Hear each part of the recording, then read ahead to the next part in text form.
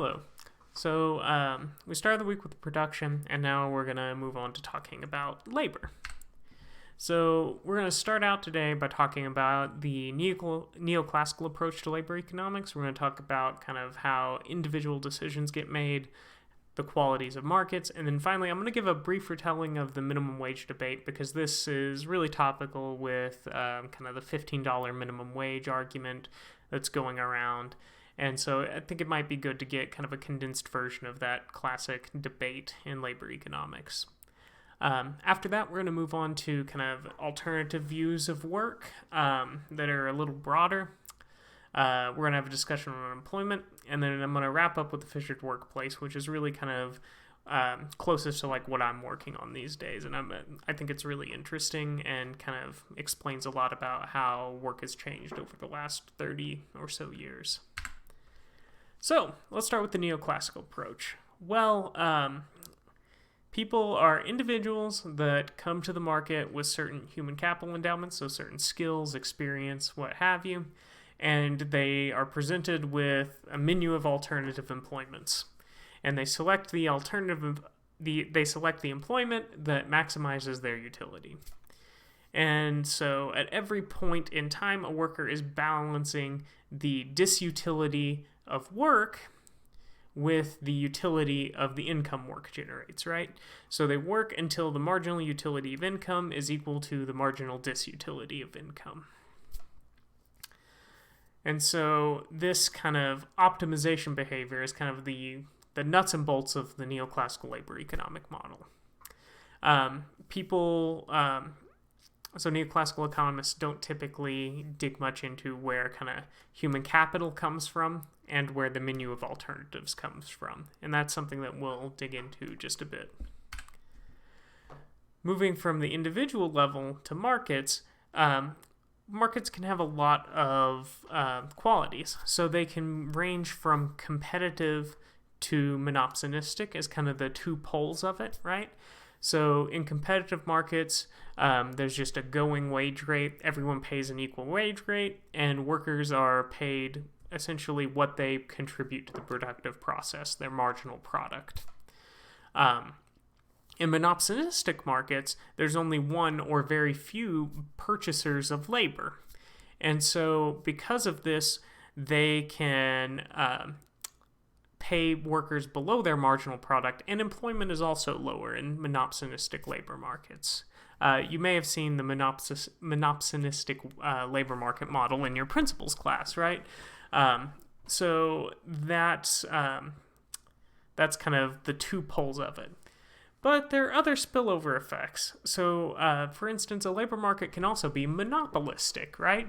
So if unions are able to effectively control the supply of labor in certain kind of professions or industries, then that labor market can be more monopolistic. And so those workers can then hold down the supply of labor and gain higher wages as a result. And then finally, not in the labor market, but if producers are monopolistic in the product market, it's possible for workers to be paid above their marginal product.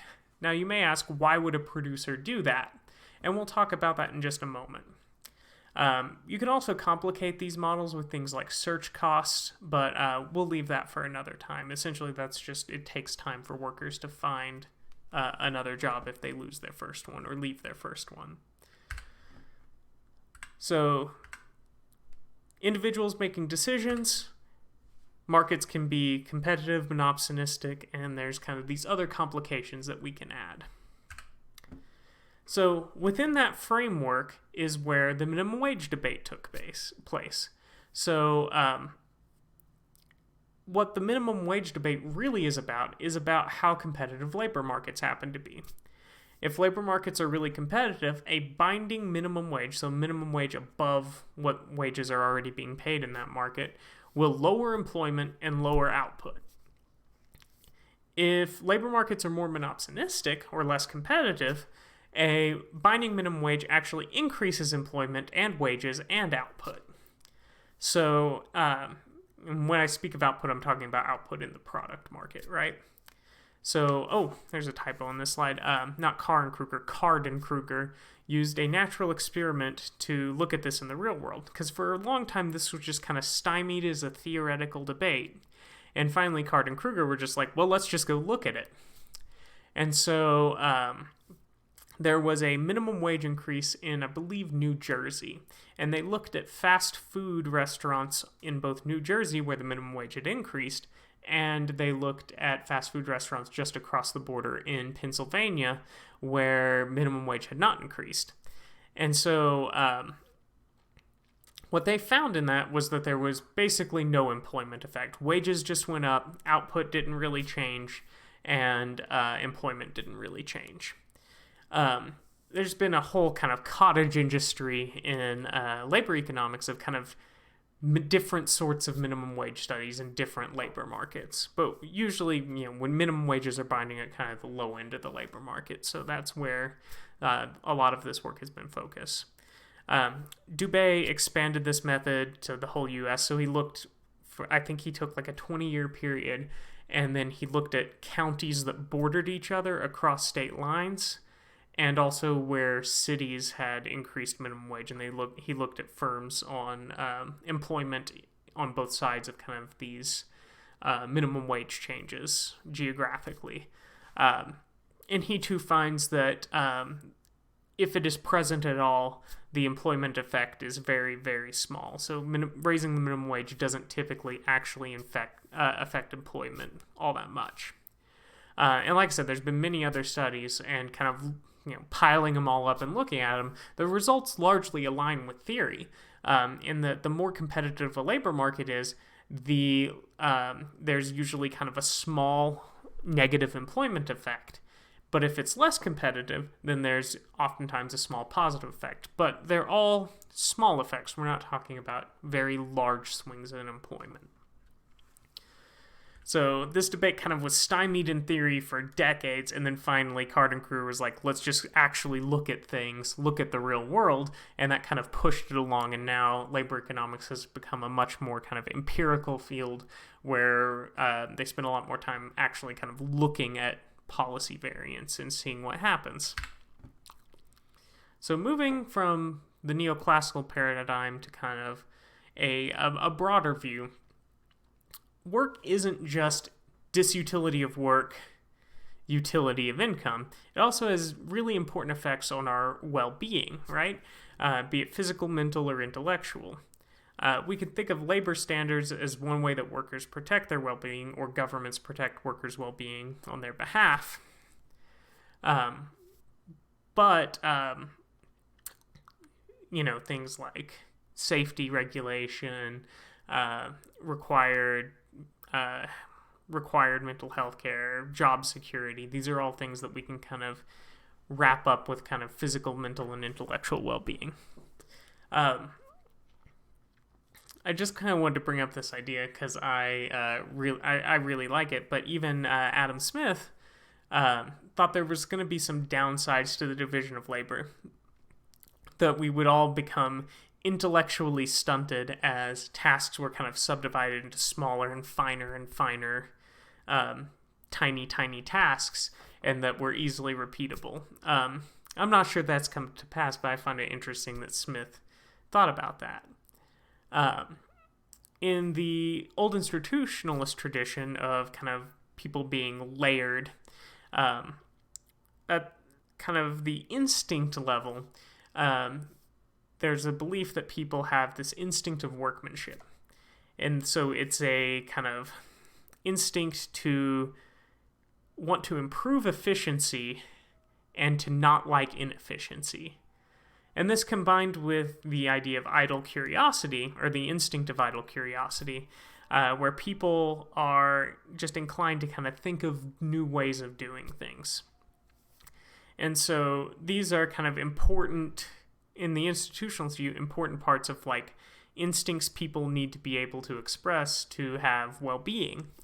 And we can argue about whether certain jobs allow people to express those in one way or another, right? So, somebody whose job is to just pull a lever all day may not really have their idle curiosity piqued. and somebody who's doing something that is repetitive and that they maybe don't feel is all that socially useful may not feel like they're doing something efficient, and they might not be fulfilling this like instinct of workmanship. And so this is kind of one wider view of work, is thinking about job satisfaction and well-being. But we can also think about where people's alternatives come from. And so, and how work is carried out on the shop floor, kind of the relations of production. So,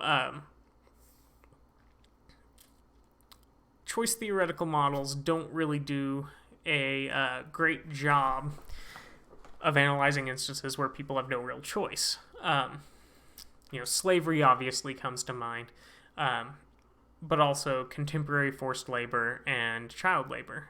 The ILO estimates that there's still 21 million involuntary laborers of some sort, be they trafficked workers or slaves or what have you, globally. They also estimate that there's 123 million child laborers globally, mostly in the developing world. Though it's important to note that child labor is not directly linked to development. Some countries are at a much lower level of development and have been able to nearly eradicate child labor while maintaining economic efficiency, while others at similar levels of development have not. Usually the most powerful tool for ending child labor in any given country is the establishment of compulsory education. And we see kind of again and again, once compulsory education is put in place, child labor declines significantly. Looking on kind of contemporary forced labor, just as one example, there's workers who are currently building stadiums in Dubai, for instance, will oftentimes have their passports confiscated when they arrive. And this confiscation of their documents basically prevents them from leaving and also prevents them from finding alternative employments in that country, which would be difficult anyway given their migrant status. So a choice theoretical model like the neoclassical models doesn't do a great job when people have incomplete information about what they're doing and may be forced into situations that they may not have chosen themselves.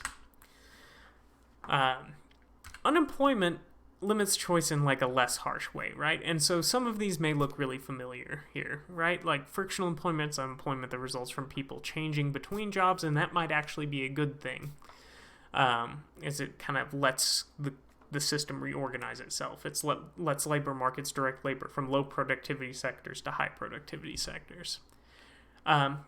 Less positive would be things like structural employment, where workers' skills don't match available jobs, right? So you've got auto workers who are out of work that are definitely not becoming computer programmers. And so that's another form of unemployment.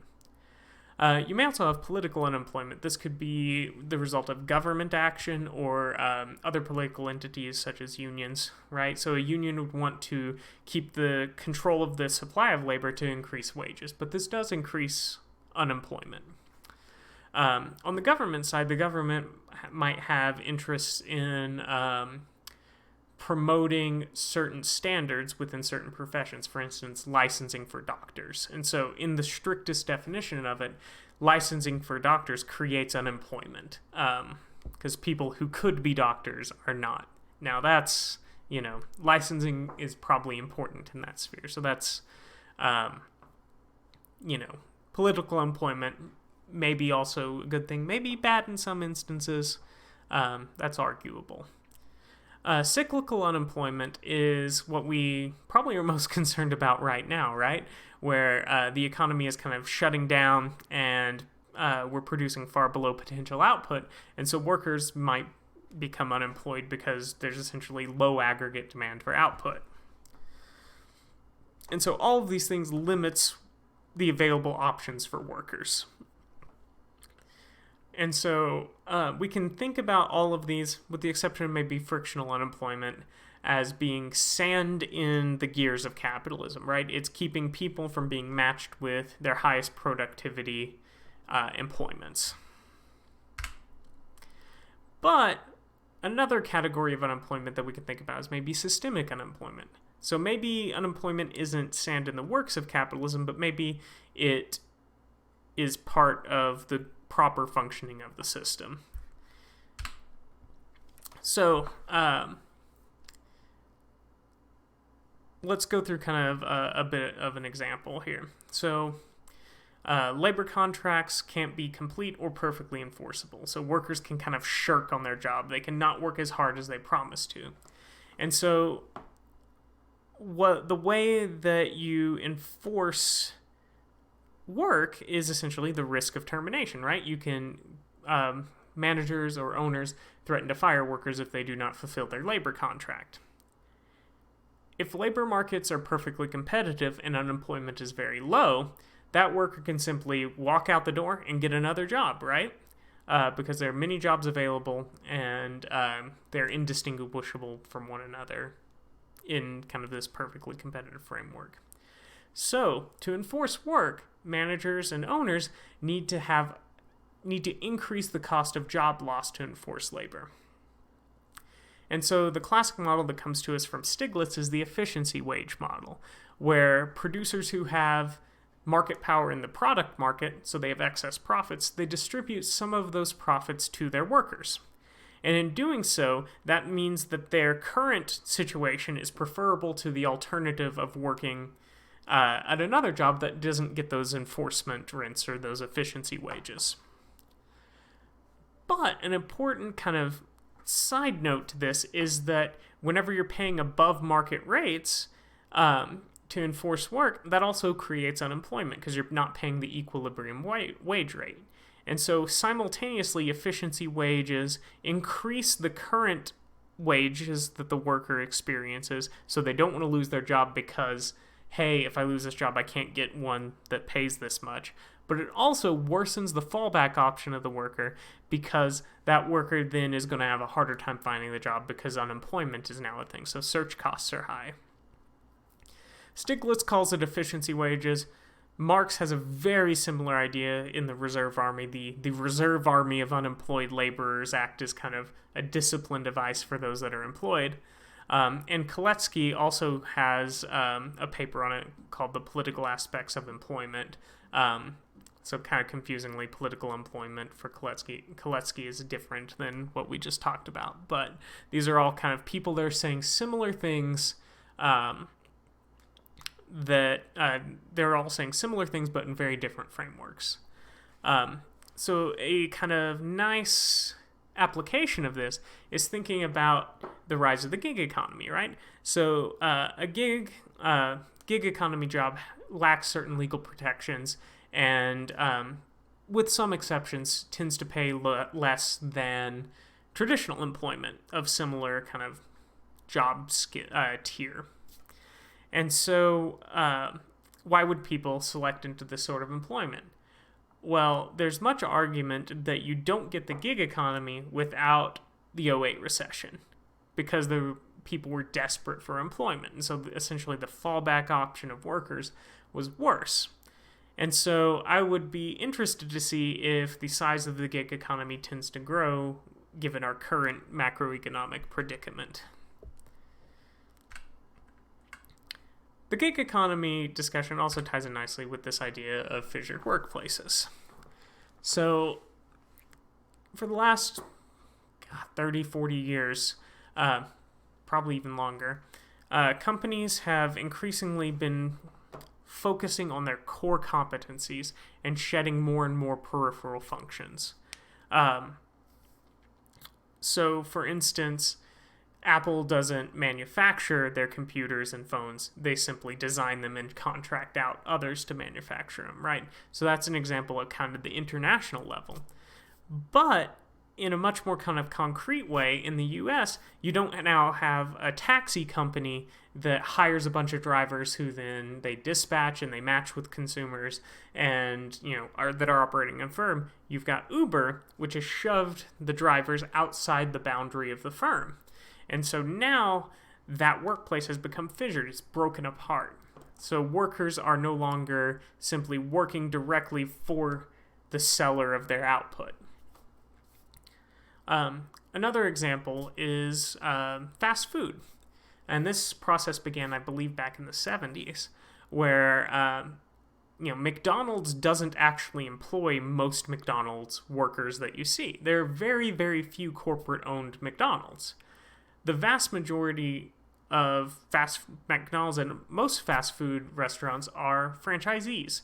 They're separate firms operated by individuals that pay a licensing fee to McDonald's to use their name, their process, their products, and to sell them on their behalf. And so, in one example, Uber here, with Uber here, we have independent contractors. So it's a firm relating with individuals.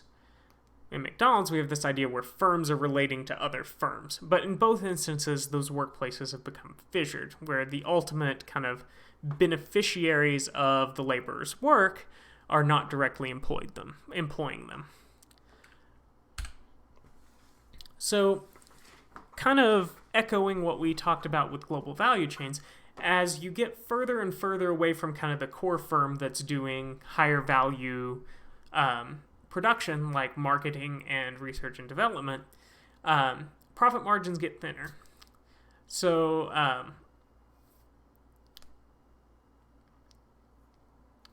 as you become more and more peripheral, profit margins are thinner and thinner. That's just kind of the idea. This, in effect, squeezes labor costs. So, for example, McDonald's doesn't tell their franchisees how much to pay their workers, but they do tell those franchisees that they have to buy from specific suppliers that McDonald's sets the price for, and they tell them what prices they can charge. And so essentially, the corporation McDonald's controls both the revenue and the costs of the franchisees, which loosely controls the labor or the wage rate that the franchisees can afford to pay. And so back probably 5 or 6 years ago, whenever the Fight for 15 was a big thing and people were trying to organize fast food workers, you had these franchisees these franchisers that were saying, I cannot afford to pay my workers $15 an hour. And the thing is they weren't lying. They weren't lying because they were being squeezed by the large core firms that they were contracted with. So there are a bunch of ways that the labor gets squeezed in these arrangements. Compensation is usually lower. You can see this directly in that workers at corporate stores, the few corporate fast food stores that exist, tend to be paid more than people at franchisor-owned stores. Benefits are less likely to be provided, generally speaking. And so, essentially, these kind of downstream contractors, be they individuals or firms, they're put in this squeeze where they have to reduce the only cost they can control, which is labor. And so they may cut back on training, and this creates safety concerns. And this has been found in the construction industry, where if you have more layers of subcontractors, there are more on-the-job injuries because those subcontractors are squeezed more and more to reduce labor cost, and they reduce essential training. This also creates limited opportunity for advancement within firms, and so people generally only move up in wage scale by changing firms. That's maybe not necessarily a bad thing as much as it is just a different thing compared to how labor markets once functioned.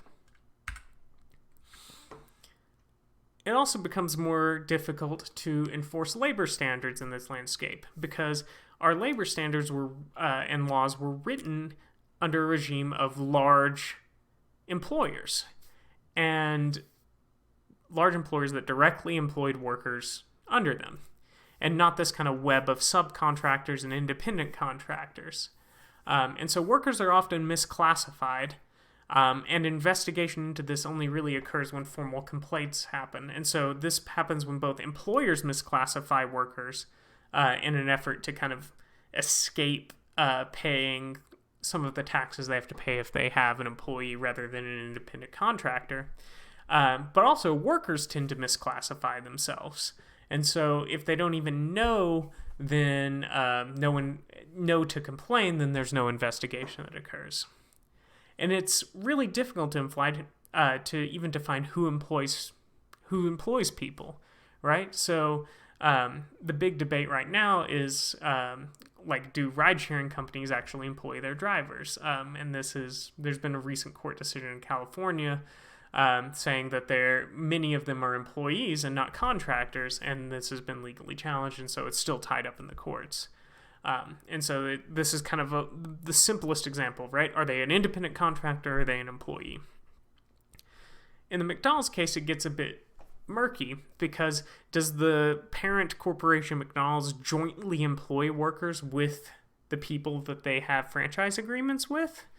Because there are provisions in labor law for joint employers. It's just seldom used. And so that's another kind of murky thing where it becomes difficult to enforce labor standards. Meanwhile, more and more people are working under these sorts of alternative arrangements.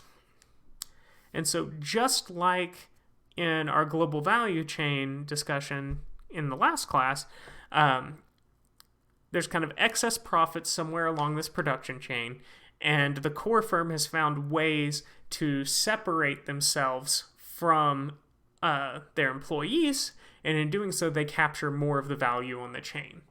And so we might be interested in finding regulatory ways or collective action ways to get those profits dispersed further down the chain to the people who are actually producing, the output. So, just wrapping things up, the neoclassical approach kind of oversimplifies the world of work. It does a really good job of talking about individual choice and kind of large-scale market behavior, but it doesn't really dig into the dynamics of how we arrange work and where alternatives come from.